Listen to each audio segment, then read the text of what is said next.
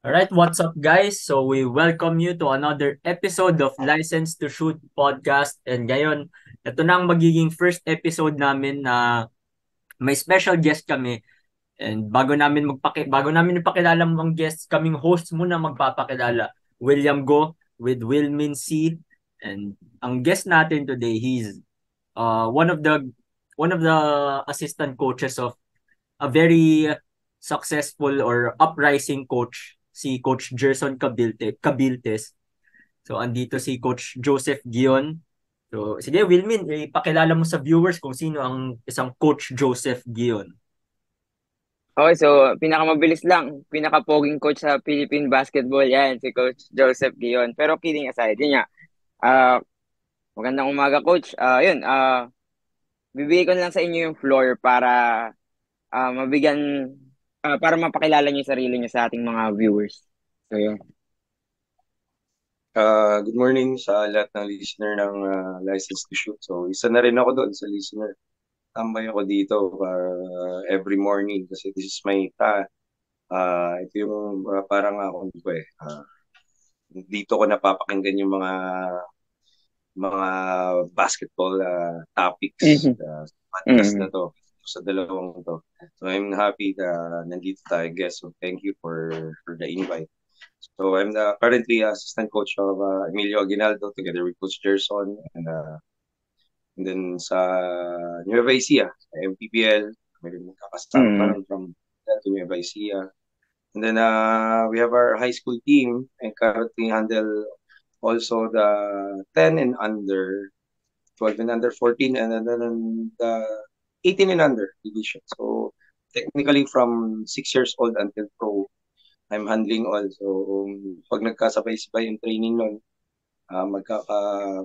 magkaka-bipolar ka because it's different na team, Mhm. different players, so different approach. Yun as a coach. So, pero masaya, feeling ganun.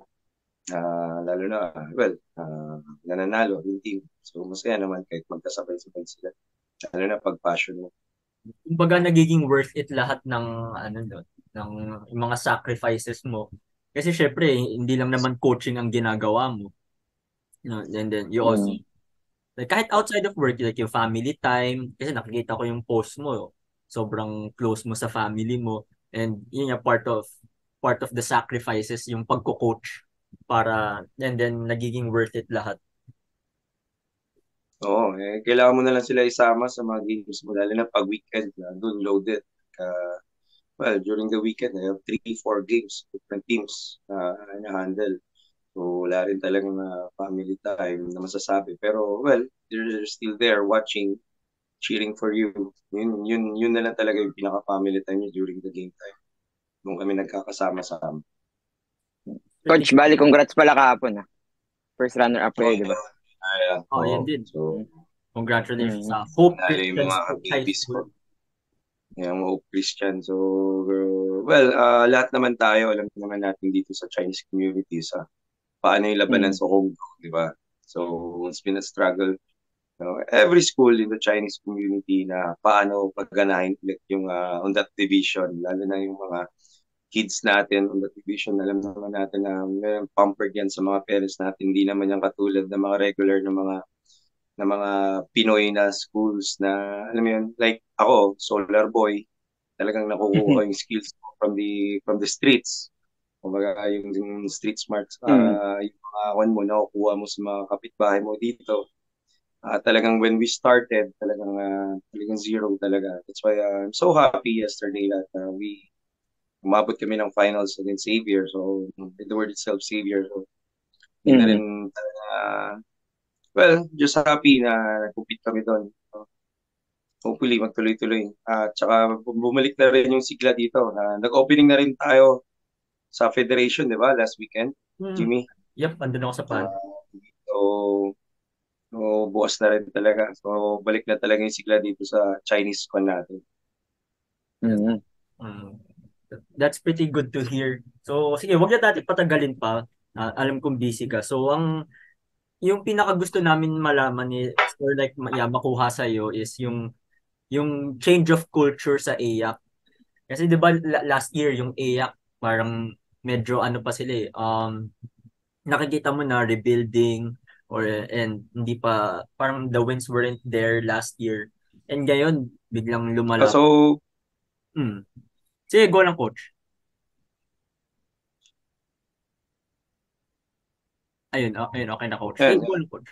I think for the past 2-3 seasons, parang nakakatatlong panalo lang itong AAC. Tatlo lang last year, coach. Tapos ngayon, Tatlo 4 lang na kayo, di ba? Oo, so 0-9 sila on the start of the first round. So, actually, yung nakita ko rin season 98, 97, ganun din, parang tatlo din yung panalo nila. So, we're happy here right now na nakaapat na kami. Yun yung biruan namin when we started here. We're just gonna surpass the winning margin last year, which is 3. So, maka-4 lang kami, happy na kami. Pero hindi pala ganun dito sa, alam naman natin sa basketball, hindi naman ganun yun. As long as you're winning, it's a very addictive thing to do. Lalo na sabi namin, nakaapat na tayo, ano ba, sige, dito na ba tayo, or kaya pa ba natin, or we're just gonna be satisfied. So, ngayon, we're gonna still our standing 4-3, yung standing natin sa EAC. So, mas lalong, lalong may gigil na, lalo na yung community natin sa EAC. Talagang wow na wow talaga sa panalo. So, we're very thankful sa community na palaging all out pag nanonood kayo ng NC, lalo na pag game na ngayon ng EAC. Talagang nakakaya namin punuin yung side namin. They're very pumped up and hyped about the success tsaka the changing of the culture, tama yung sinasabi niyo. Just like what we did in Basilan team in the MPPL when we started, it has only, siya din yung pinakadulo ng standings. Kayo na rin nung coach, yung naging sila Kabuna yung Basilan, dun na din kayo pumasok na? Or before pa? Yes, so the last 5 games before the first season of Basilan, pumasok kami. So talagang nasa bottom na sila. So sabi namin nila kung next season, kailangan natin baguhin to. Doon namin napagtagto na yung ginawa namin sa Basilan at saka yung nasa Emilio Aguinaldo College ngayon. Parang same yung ginagawa namin yun, which is the word is redefining the word. So when we talk about Basilan, mayroon na yung may nakatatak na sa utak na parang gera, something magulo, something nasa dulo ng Pilipinas, doon. Parang ganito din sa EEC ngayon. Kumbaga parang bonus round sa ibang team, talagang paglalaro yun, talagang automatic panalo sa kanila, matatalo na lang to. So, nandito kami ngayon. We're gonna redefine the name EAC right now. So, para pag narinig nila yung AAC or marinig nila the NCAA community, talagang alam mo may kagat na. There's something, a little bit of respect to the name EAC na gagawin namin, which is, ngayon, ito na yung namin. Ito yung challenge sa amin. Na it's not about the winning, but we want to put the name EAC. Babaguhin natin. Yung talaga, tama yan. Diyan napapasok yung culture, yung sistema na pinapasok ni Coach Gerson. Kasi ito din, isang challenge sa amin kasi talagang inabutan lang namin yung lineup na to . Talagang wala kami dinagdag, wala kami ginawas. Ito na yon. As is, natanggal pa nga si Allen Liwag from the roster. Siya lumipat dun sa CSB. So, ito na yun. Kumbaga, nabawasan pa tayo. Wala tayong dinagdag. Rookies natin. Hindi naman blue chip recruit. Talagang coming from the team B lang din. Dinagdag natin 3. Si Steph, si Ed Nilag, tsaka si Kylo Chabo from the MAVS program ni sa ata to. Si Kyle. So, ito lang yung nadagdag natin. Pero yun na nga. We're happy na nagpe-perform sila. And then, slowly, we're redefining the name EAC. And then we're changing the culture right now. Coach, ano yung realistic goal niyo nung nakuha nung camp niyo yung opportunity sa EAC? Well, syempre, Final Four agad yun. Final Four. Pero nung nakita mo yung lineup, naglaro ka na ng Philboy. Ang lalaki ng kalaban, bro. From the Altas to Letran to Beda. Talagang alam mo yung di mo makikita na parang lilit namin, parang nagtatanungan niya kami during the preseason, nagwe-wave ba itong mga player natin? Ano ba pinagkakain na to? Kasi parang ang lilit lang. So realistically, syempre Final Four. Pero good showing lang. Gusto lang namin lumaban, pakita lang na palaban na tayo. Ganun lang. And then blessed lang talaga kami at the end of the game. Talagang nakukuha namin yung panalo. At talagang yung sistema na susunod. And then susunod lang talaga din lahat dito sa kampas ni Coach Gerson. Alam naman natin na Coach Gerson. Talagang yung when we prepare for a game, talagang yung scouting report natin, talagang dun tayo. May tag nga siya na preparation is the separation. So how you prepare is how you separate from your team, your team from the other team. Kasi pagdating yan sa game, lahat naman yan gustong manalo eh. Lahat naman yan may puso. Lahat yan dive. But how you will prepare, yun talaga yung pinipreach palagi ni Coach Gerson. Kahit nung nag-guest speaker yan sa mga coaches, sa gut skills, something na na-invite siya. He is preaching about the preparation coming for the game. Kaya it's very vital yung scouting para sa amin. Kasi it's not about yun nga, sabi ko, pantay-pantayan. Pag nag-jumble na yan, lahat yan, kumukulo na yung dugo. Lahat gusto tumayo. Lahat gusto sumut. Lahat gusto dumang. But how you prepare? Paano mo babarahan yung galaw ng kalaban? Paano mo mababasa yung next move niya? Because even us, even on their team, kahit yung defense substitution pattern nila, inaaral namin. Sino yung papasok on this minute? Sino yung papasok pagdating dito? Sino yung second five? Sino yung third five? Dapat alam niyan. So, ganun kadiin yung natin. Kaya siguro nakukuha namin dito ngayon na transform into success. And then, now, we're half in the first round. Sabihin na natin, nandun na tayo sa goal. We're gonna go for that Final Four na. Kasi we're wins eh. I think the magic number in the NCAA, I think it's 10 to be secured. So, naman 6 games na lang, di ba? For the first ever Final Four appearance ng AAC. So, sarap nun. Since 13 years atong walang Final 13 Four ng years, AAC. So, 2009 pa. So, sobrang laking achievement agad yun para sa inyo, Coach, na first year pa lang, Final Four agad. Ay, sobrang naman yan. Sobrang blessed na yon talaga pag umabot kami doon. Pero well, we're working on it. Yan na nga, yun yung goal namin na makuha natin yun. Yung Final Four na yun, bigay natin sa AAC season. Yun nga, Coach, kanina sabi niyo medyo struggle yung roster. So, pwede niyo ba kaming kwentuhan tungkol dun sa paano bumalik sila King Gortiza at saka sila Ralph Robin sa roster ng EAC, and paano sila nakatulong ngayon sa season 99? Yeah, so the day of the signing of the contract, it's official. Coach Gerson will handle the team. Automatically, we asked for the 2-player. Yun na. Kaya ba natin si Robin? Kaya pa ba natin papalating yung Cortiza?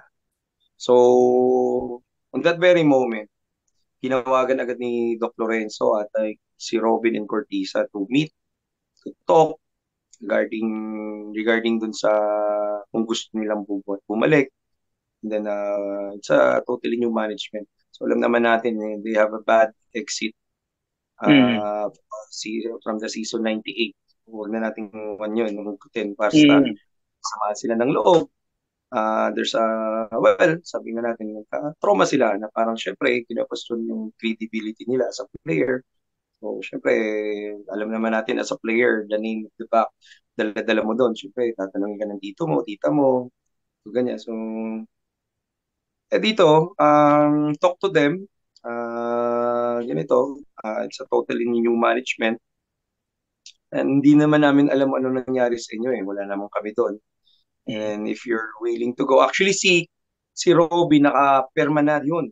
for the MPBL team, which is Marikina, kasi somewhere Antipolo, Marikina, si Robin eh. Nakapirma na siya kay Coach Elvis. So, napakiusapan na kung gusto niya, may 1 year pa siya, laruin niya. So, yun, nagpaalam siya doon ulit sa MPBL team niya. Si King nasa Cavite lang. Yun, nanumbalik. Nakita naman nila, naniwala sila sa sistema. And then, sila yung apat ngayon na bubuhay talaga, which is Coseo, Paguliano, King, and Robin. Sila ngayon, which is, yung tatlo dyan, is the graduating seniors natin. Last and final year ni Robin, Maguliano, and Coseo.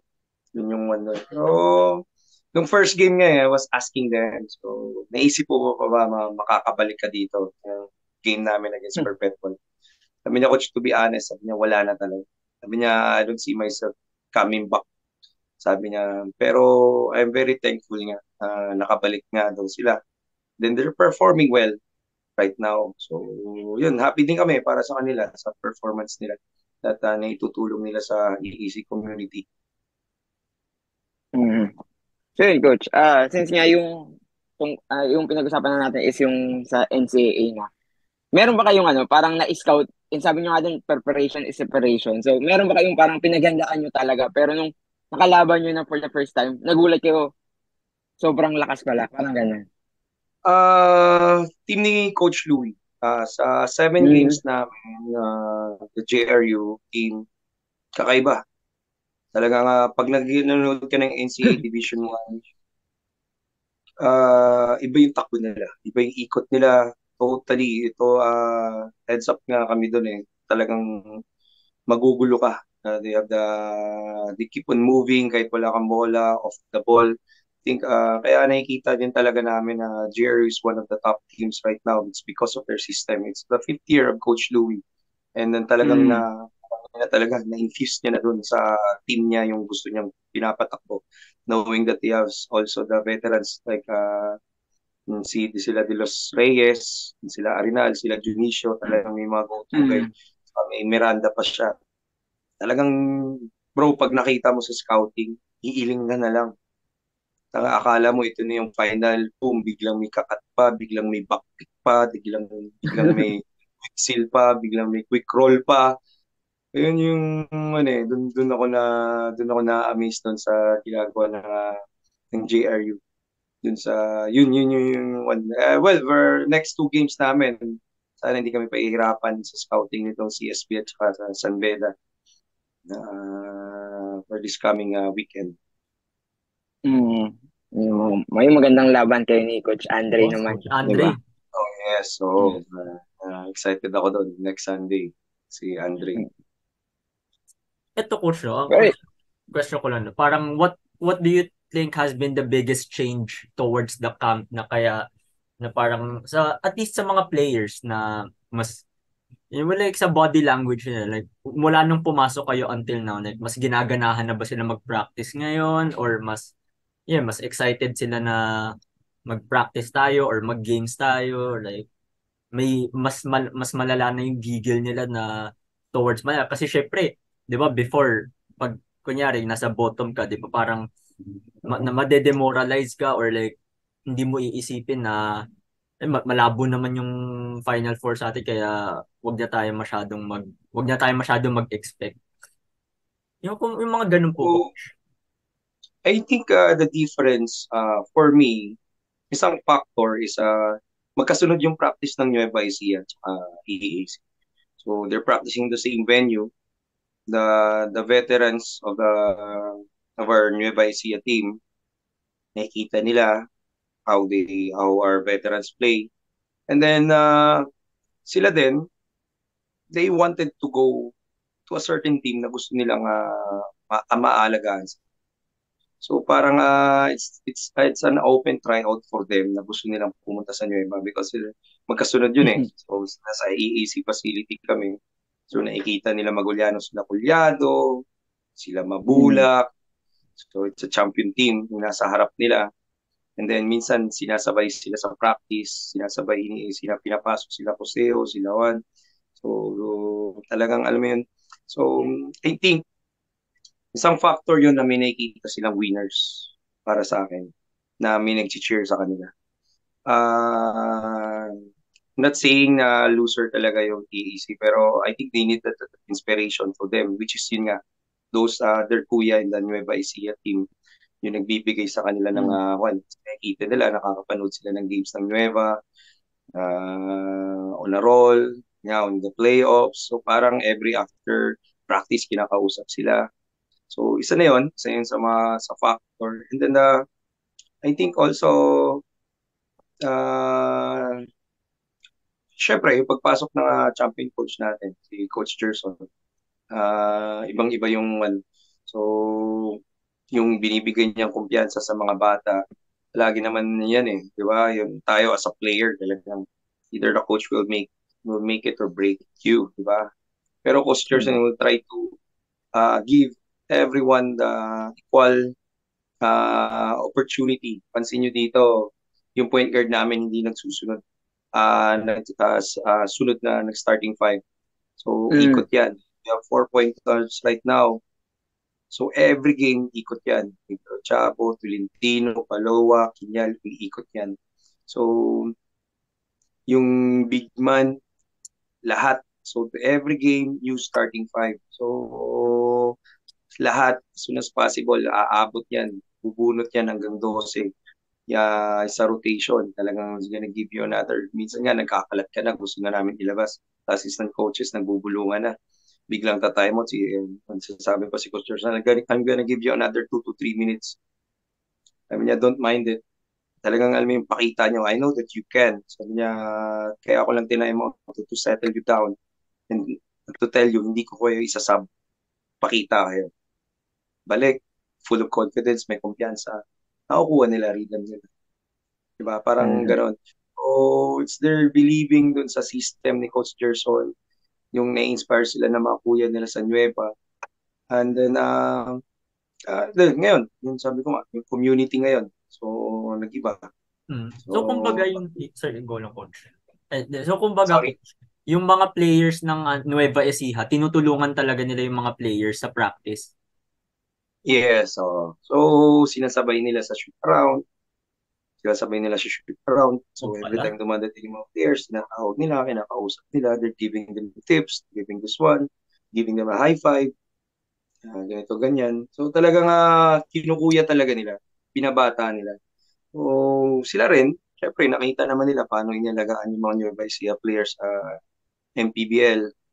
Gusto nila mapunta doon. So, ngayon, sabi ko it's an open tryout for them. Sila, kila Maguliano, sa mga graduating, kila Maguliano, kila Paseo, kila open, na mapunta sila sa good management. Hindi naman sa pagmamayabang outside the PBA. MPBL na rin naman na talaga yung main league na. Diba? So, well, Nueva Ecija is one of the well-funded organized team na pwede nilang puntahan, which is kami ngayon. So, pagbutihan lang nila, syempre, nandyan na sila with the same system. Malamang sa malamang, di ba? Yun na rin yun. For sure yun, Coach. Panigurado din meron na rin mga players sa EAC na openly pinapakita na gusto nilang mag-Nueva Ecija kahit na nandun pa sa Pero Coach, since nga close naman yung Nueva Ecija at EAC, meron ba kayo napapansin na sobra talagang from EAC na parang talagang kuya na talaga yung tinuturing sa isang Nueva Ecija player na parang mentorship na talaga sila? Yung ganun. Si Jay Collado. So, palagi niyang tinatawag yan si Maguliano because they have the same parang set of skills. They could bring down the ball, they could shoot from threes, they could dribble from all the way from the 3-point line to attack. Okay, may mga side steps sila, gano'n.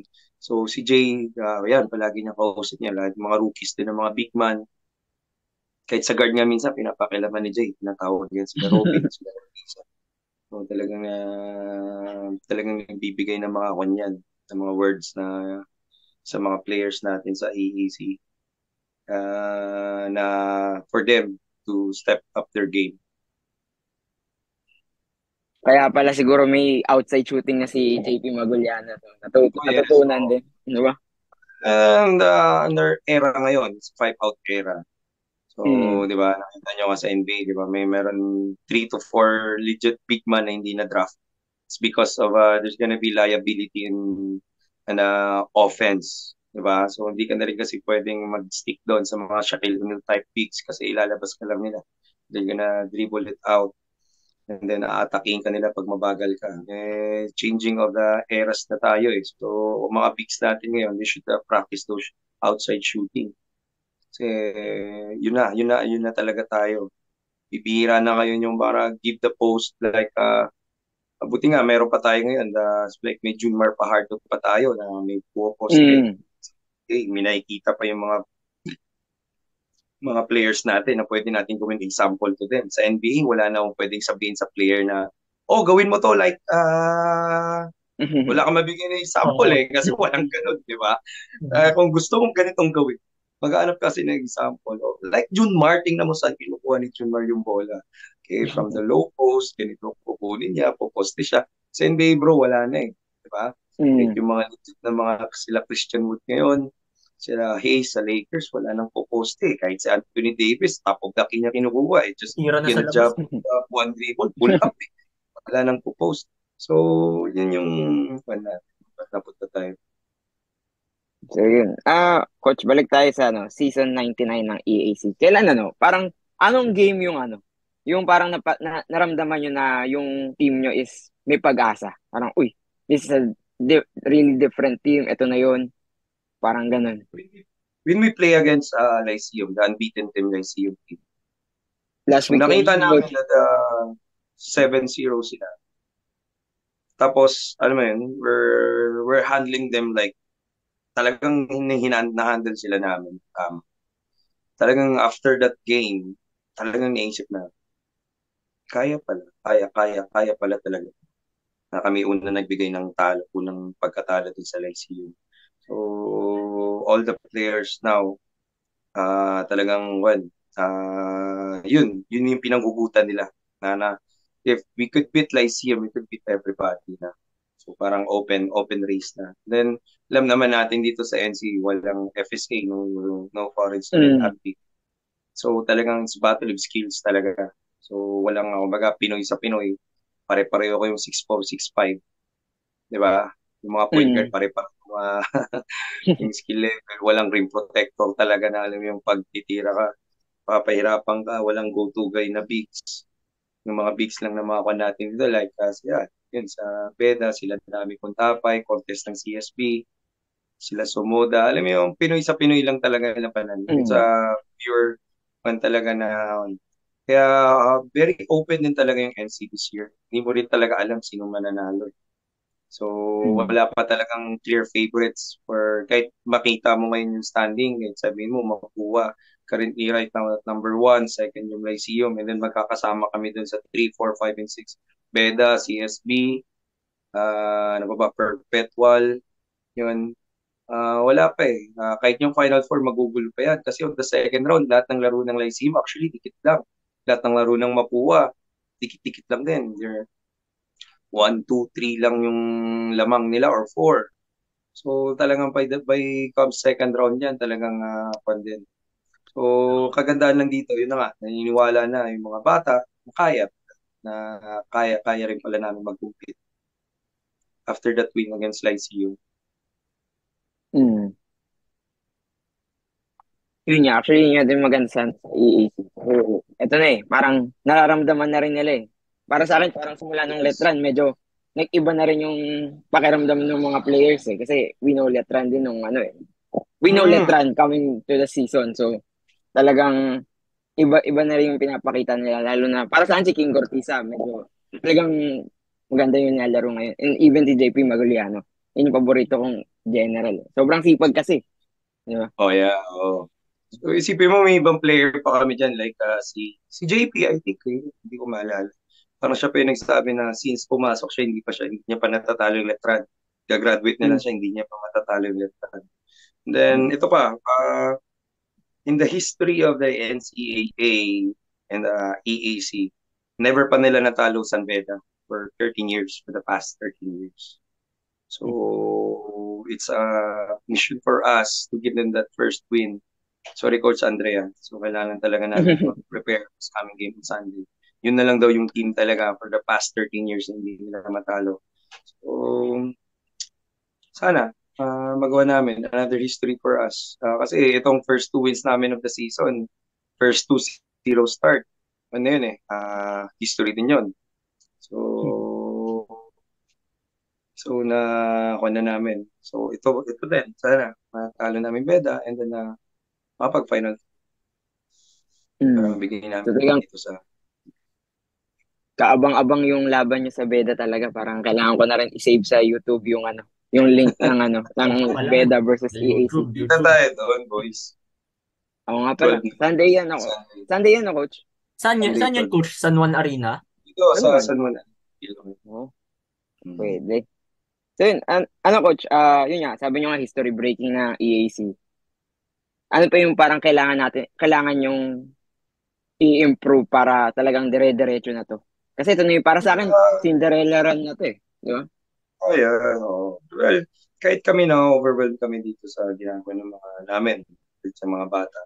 Kasi ito, to give you a quick story din, the recruitment process, wala eh, ayaw talaga nila pumunta eh, nung nag-start kami. Okay, opera mo na ng buwan, ayaw talaga eh, it's because walang winning culture eh. Diba? Kung ikaw, Jimmy or Miggy, you're one of the top 5 prospect ka dito high school. And magpapakilala ko kasi, hi, I'm Coach Joseph. I'm gonna invite you for our team. Pag narinig mo na yung team namin, it's just you guys just gonna nod or just Wala ka ng okay. interest. Yeah. So, it's part na we're gonna redefine the name na sana pag we're gonna get that respect. By the time comes that we're gonna recruit you right now, kasi nga, ito na, alam mo yun, you're gonna take it into consideration na. Kasi tama na rin eh, na nag-iba na yung culture, nag-iba na yung management, team, ng community, iba na rin. So, yun, isa yun sa kwan natin, sa gusto natin mangyari na in the future. Kasi talagang hirap talaga, bro. So, talagang when we recruit, ako, kasi on my side dyan, name drop ko na lang yung name ni Coach Gerson and then the management, the Nueva Ecija management. Because, well, the high school kids or in the collegiate level ranks kasi, hindi naman sila masyado in the semi-pro or ng the pro eh, di ba? So, kaya sinasabi ko lang sa kanila, itong tryout na natin to for the next. Kaya nakuha namin dito sila Doromal, ng Arellano, sila Tero, sila Tamayo ng Pasig. May mga student gov license, student guest license na naka-SGL. Sila yung nakuha namin kasi sila yung nakakakilala kay Coach Gerson. So parang yun yung hindi mahirap i-recruit kasi nga kilala na nila. Pero kami, yung school itself, papakilala mo. Yun yung problema doon. So, yun, hopefully next year, masustain pa namin, madadagdagan yung recruit, maayos yung programa. Kasi yung programa nandiyan na eh. So, one factor din in winning is all, syempre, players. Kita naman yan sa PBA. Kahit ano magaling sistema mo, pagdating doon, sila may Junmar Pajardo. Wala pa rin eh. Diba? Ganun pa rin yun. Kahit gano'n kagaling. Syempre, 50-50 yan. 50% program, 50% players. So, yan din yun. So, they're gonna be side to side yan. So, kailangan talaga masustain mo rin yung skill level ng team mo. Ma-adapt yun sa program na gusto mong mangyari. So, ganun yun. So, yun. Isa yan sa namin. Hopefully, and then after this season, after this good showing ng EAC, maayos na namin din yung recruitment side. For sure naman yan, coach. Tingin ko ang mahirap lang naman talaga sa recruitment is this year, yung mga rookies for this year. Pero next year, sobrang loaded na kayo ng dami nyo ng residency na inaabangan ko na eh. So, and then with the winning culture na pinapakita nyo ngayon, magtutuloy-tuloy. And actually, ang nakakabilib din is kung paano nyo ginawa in only the first year, lumalaban agad yung AAC with 4 wins. Final 4 contention. Diba? So, yun yung magandang nangyayari for EAC and with at yung para sa akin yung mako-comment talaga dun is obviously sa coaching staff and yung mga players. Yun na nga eh. Actually, before this season, we have in talks also from the other NCAA school. So, yan, kahit hindi UAP, nandun naman yung pangalan ni Coach Gerson, sasabit namin yung resume niya. So, yun na nga. Dito, one of the, well, mas pinili nila yung ibang name ng coaches doon. So, challenge also for us to Coach Gerson na talagang ito, EAC talaga napuntahan na. So, talagang from bottom team talaga eh, di ba? Talagang walang winning Oo. culture, talagang wala talaga eh. So, yung pinaka-best season nito is under the Coach Jerry Esplana pa. So, they finished fifth ata in the standing. So, yun na yung pinaka nila. That's, I think, 10 years ago pa.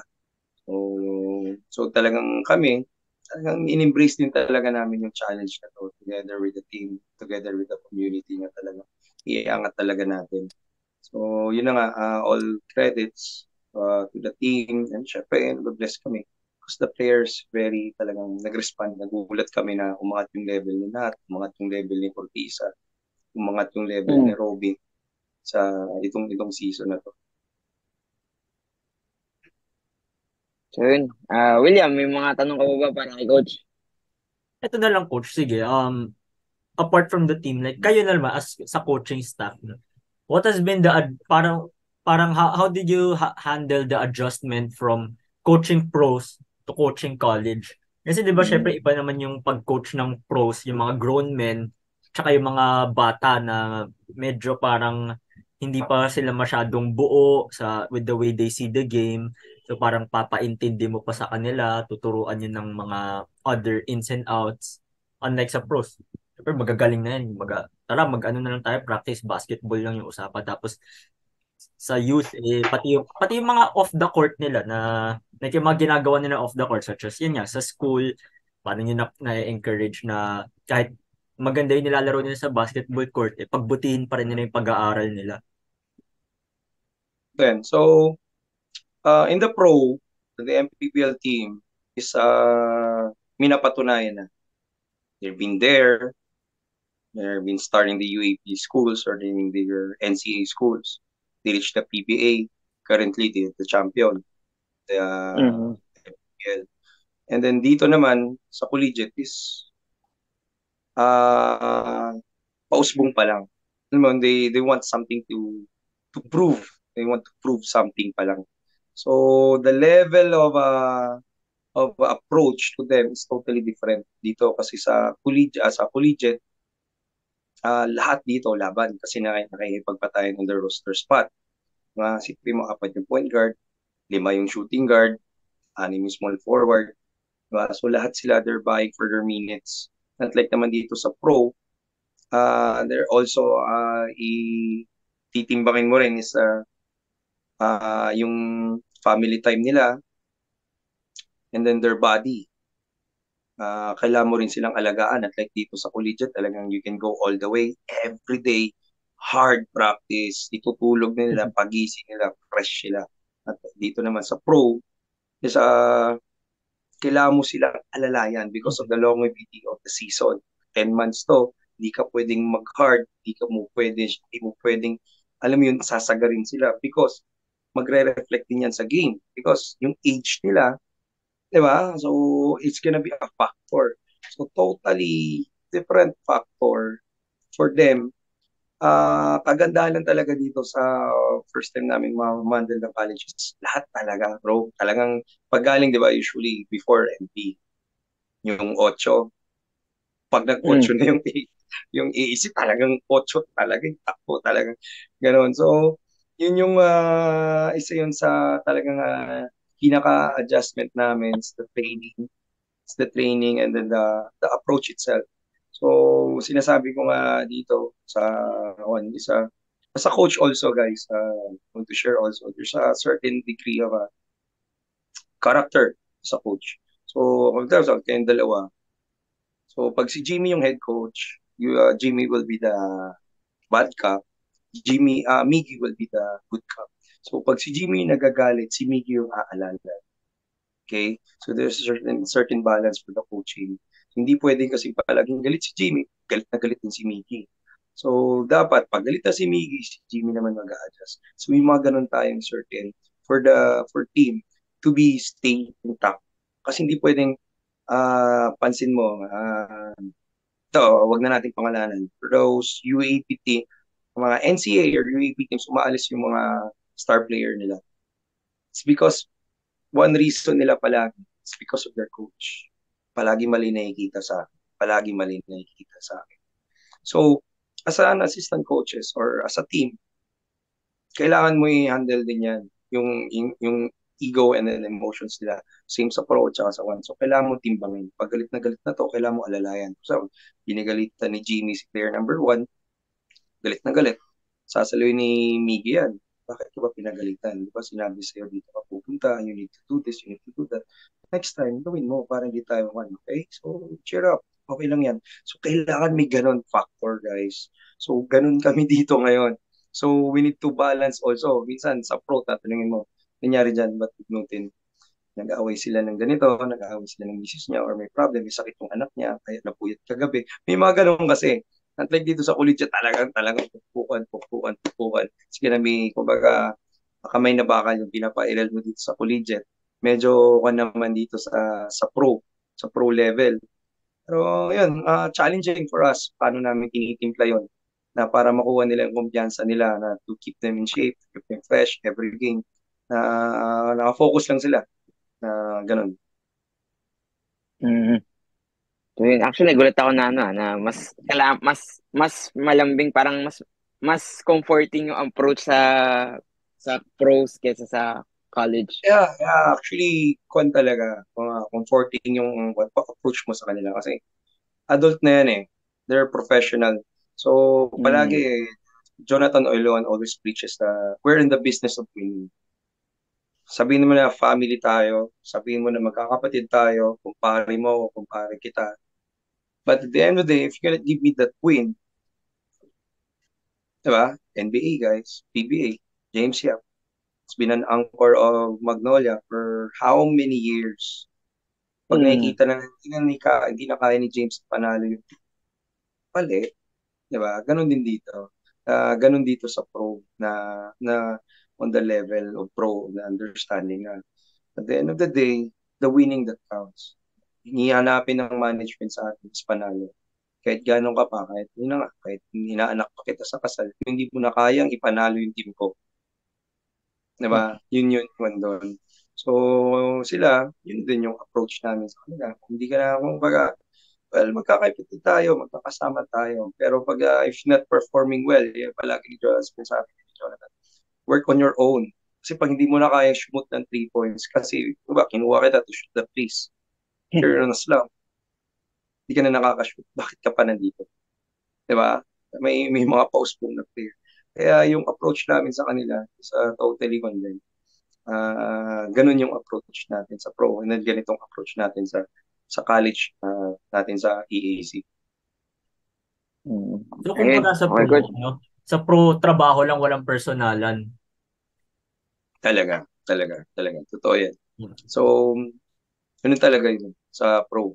Yun na nga, nasa business ka na eh. Kumbaga, working class ka na. Kumbaga, pag nasa pro ka, professional ka na eh. So, it's your duty. Diba? Talagang, kahit hindi ka magpa-ensayo ng isang linggo, hindi naman pwedeng, hindi ka rin mag-ensayo. Diba? Ganun sa pro eh.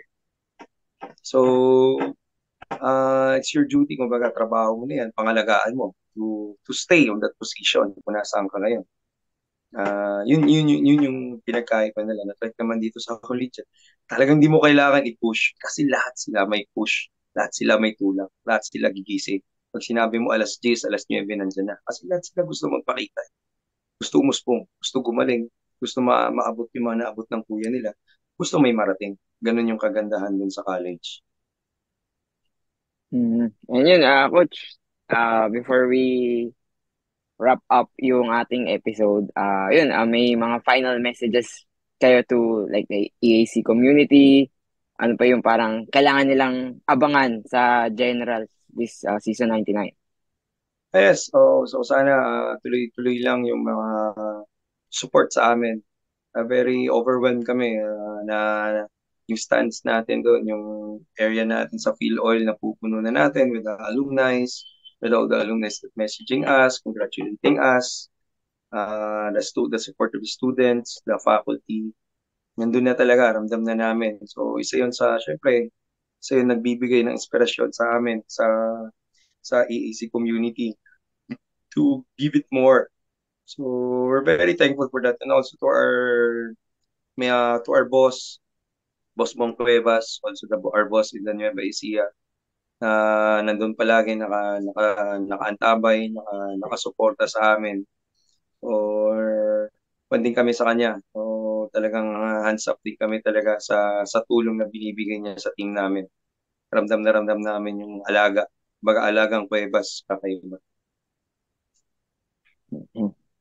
So yun, Coach, thank you for your time and for the knowledge. And yung pag-share mo basically kung ano ba yung nangyayari sa EAC para at kung paano nyo naabot nyo ngayon, and hopefully mag- makuha nyo na for the first time yung history of being in the Yes, Final sana. Four. Diba?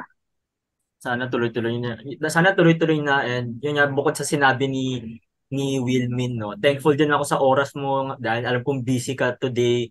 Marami kang, like you mentioned, marami kang teams na hinahawak, so sunod din ng practices, pero nabigyan mo kami ng oras. Sobrang thank you talaga, Coach. So yun. Wala. Kayo pa ba? Siyempre, mga batch 1. Batch Diba? one, batch one. Pwede ulitin pa natin to. Kung gusto nyo, may ibang topic pa tayo. Sure also. Sige lang, So Coach. lang, Coach. Oo, kung gusto niyo din, Coach, pwede natin pag-usapan yung mga NCAA coming from, siyempre kayo, mas Siyempre, wag na-experience nyo, ano. Nandun ako. Ayaw nga pala. Oo. Baka ano pala. Scouting na Sige, yun, sige, sorry. Oo nga pala. Sorry. Hindi kasi, UAAP na lang, Coach. scouting eh. UAAP na lang Probably yan. UAP or Wag. PBA. Conflict of interest nga pala. Magandang topic yan. So this pretty much ends our conversation. So for Wilmin and for our guest coach Joseph, this has been William Go. Until then, take it easy, stay safe, and have fun.